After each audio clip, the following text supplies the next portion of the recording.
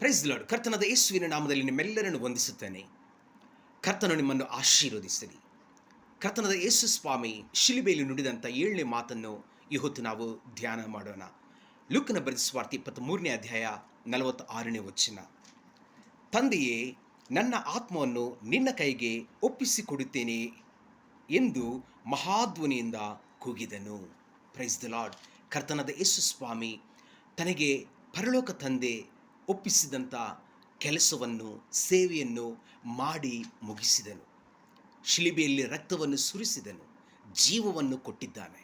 ಹಾಗೆ ತನ್ನ ಆತ್ಮವನ್ನು ಕೊನೆಗೆ ಪರಮ ತಂದೆಗೆ ಒಪ್ಪಿಸಿಕೊಟ್ಟನು.